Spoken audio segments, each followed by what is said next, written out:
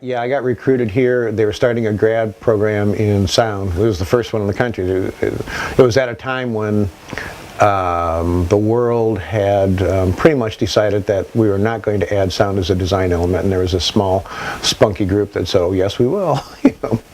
And Van Phillips was the guy who had the vision that said, "This is actually going to have vision." This was pardon the irony there. That said it would happen. And when I got here, this is actually kind of a funny story.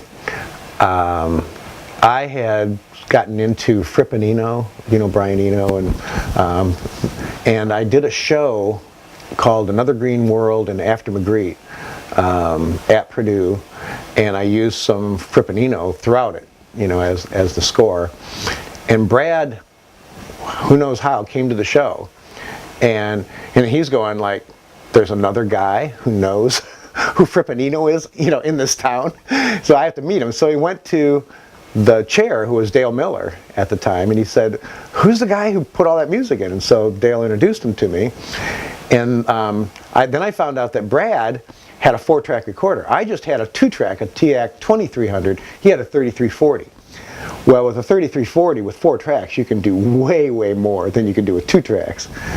So I went over to Brad's house. Brad was living on Pierce Street, like across the street, no, next door to the Stabilizer. I don't know if anybody remembers the Stabilizer, but he had a little studio set up in his bedroom. And so I said, well, let's do something. So I was doing a production of Tempest for Dr. Miller, and I said, let's do a music score for the Tempest. And Brad and I, you know, co-composed that score together. And Brad had a little Micromoog synthesizer, and we made all of these, you know, unearthly sorts of sounds, and then wound up, you know, using it in the play. And then Dr. Miller used that as a demo in his class for like the next 10 years of, you know, this is sound design, you know. And it really was, you know, I suppose if we listen to it now, if I get the tapes out now, I probably think it was like, you know, really basic, but in its way, we did some pretty amazing things. So from that, we decided we would start a studio, and we that's another funny story. There was a bunch of theater people living here, and Brad and his roommate Brian and I wanted to start here. When I first came to town, those theater students were having a party here, and I remember pulling up my car across the street and looking at the house and going, "That's a really cool house. I want to live there." Not realizing I'd spend like the rest of my life here, you know. So went inside and met all the people, and they were really cool, and we had lots of parties here. It was a party house then. And so at the end of the year, Brad and Brian and I came over, and there was a guy left over from them, and he was he wanted to get roommates, and we didn't want roommates because we already had enough people, you know, a 3-bedroom house, and Greg, you know, knocking at the door. And so I'll never forget it. Brian sat down in the ottoman. The guy's in a rocking chair next to the ottoman, like is up there right now, right about the same place. And he goes, "I'm a pretty blunt guy. Why don't you move?" And the guy did. That's how we got in the house. So Brad and I started the studio down in the basement. Brian is, you know, Brian's totally non-musical, but he was definitely the third accomplice, you know, in all this. He had one of the bedrooms upstairs, and we had, oh gosh, more stories. We did a piece. It was Brad and me and Greg one night. We were just. Brad had a composition professor whose name was Eduardo Ostergren, who was the conductor of the Lafayette Symphony Orchestra. And one night we just started making tape loops and tape delays using his name, Eduardo. And so you can picture what this is like if you're in a bedroom trying to sleep, and through all the vents, you just hear this one word over and over again for maybe 4 or 5 hours. And about 2 o'clock in the morning, Brian comes downstairs.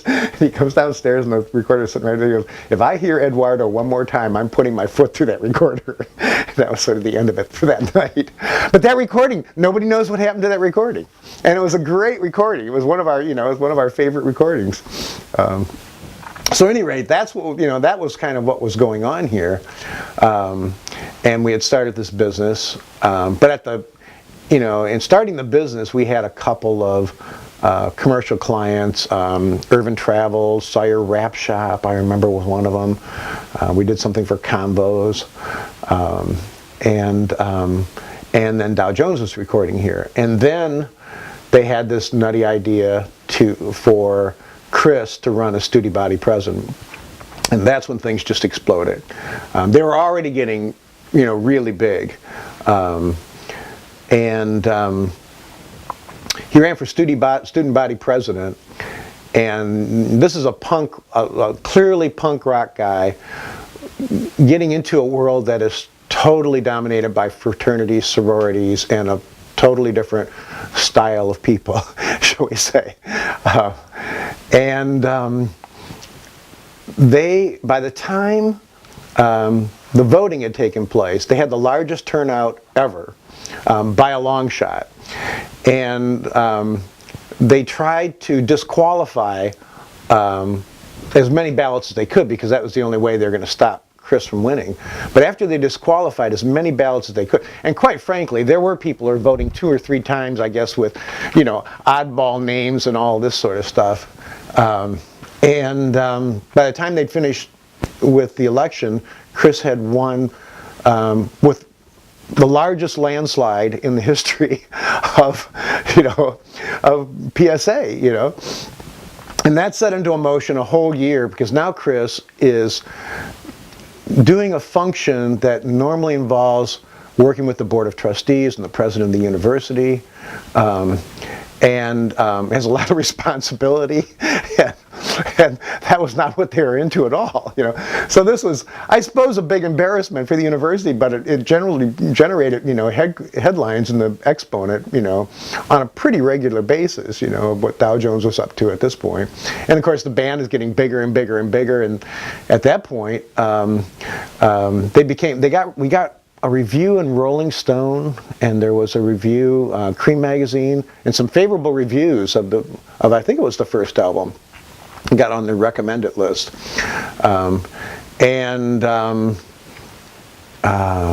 they came.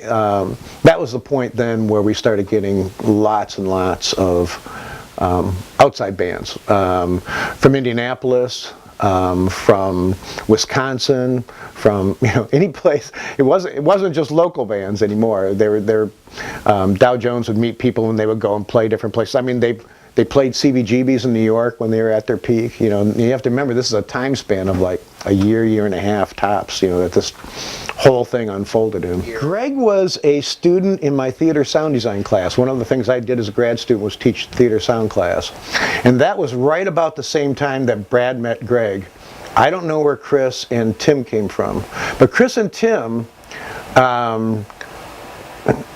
this all started happening, in the first year that we were here, but Chris and Tim rented the house across the street the second year. And so now the whole Dow Jones thing was just, right here.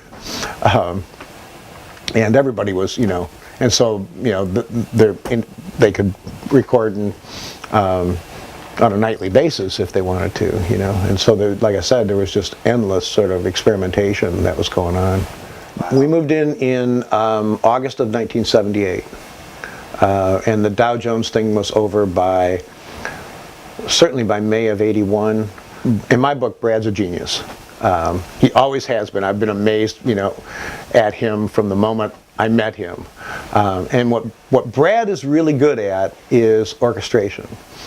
So even with a punk rock band, he knows how to layer things and put things in to make it sound interesting. If you listen to a lot of Dow Jones music, you'll hear these little things, and every once in a while go doot, doot, and but it's the right thing at the right moment, Greg, on the other hand, was a really good punk rock guitarist, and he also was really good at writing songs, and so and I know the rest of the band got involved in that, but I was always struck with his ability just as a songwriter, and so that combination worked really well for them. In the same way that the combination, of Brad and me, we worked really well together when we did things, outside of, Dow Jones, and that's what kept our business going for a while.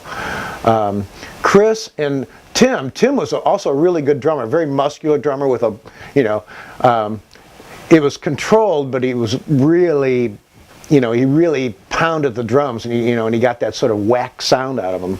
And Greg was a really solid bass, so they had this really, really, absolutely rock steady foundation with great songs and great orchestrations, and that's what made that group sound good.